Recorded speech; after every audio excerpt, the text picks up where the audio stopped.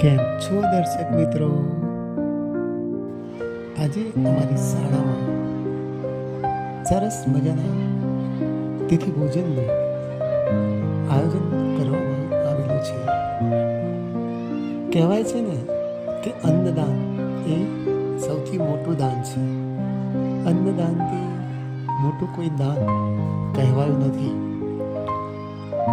તો આજે અમારી શાળામાં આ નાના નાના ભૂલકાઓ તમે જુઓ કે કેવી સરસ મજાની આ તિથિ ભોજનની મજા માણી રહ્યા છે.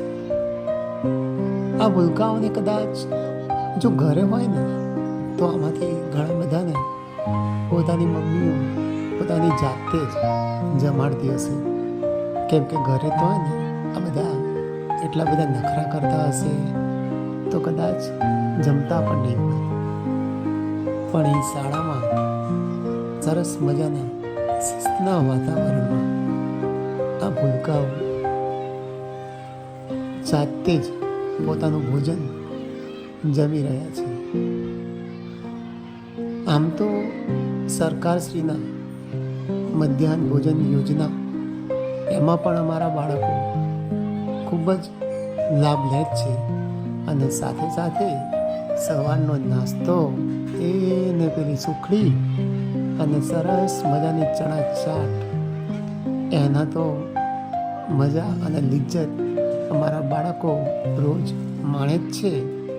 પણ પેલું કહેવાય ને કે રોજ એકનું એક ખાવાનું હોય અને અચાનક આપણને કંઈક સરસ મજાનું મિષ્ઠાન મળી જાય અને એમાં પણ દાળ ભાત પૂરી શાક અને મોહનથાળ આમ સરસ મજાનું ફૂલ ડીશ બપોરનું ભાણું મળી જાય તો પછી પૂછવું શું. તો અમારા ભૂલકાઓ પણ આ સરસ મજાના ફૂલ ડીશની મજા માણી રહ્યા છે.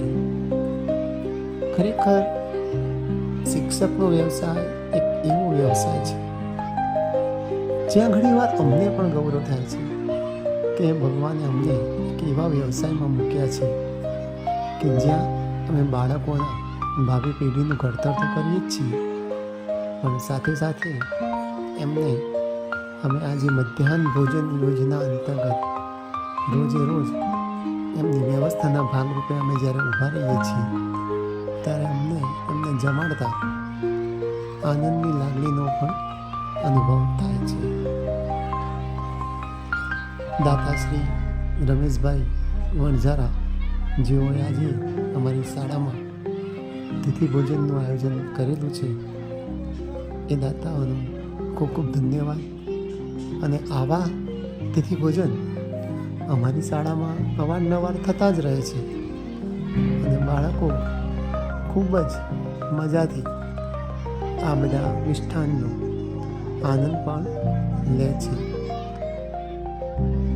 બાલ દેવો ભવ એવું કહેવાય છે.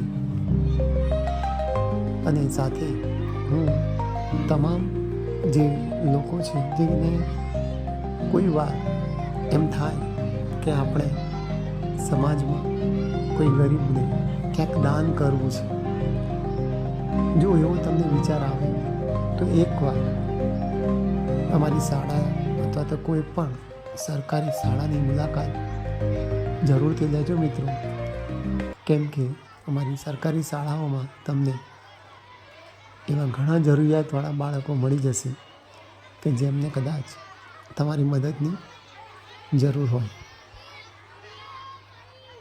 આ વિડીયો જોવા બદલ ખૂબ જ ધન્યવાદ.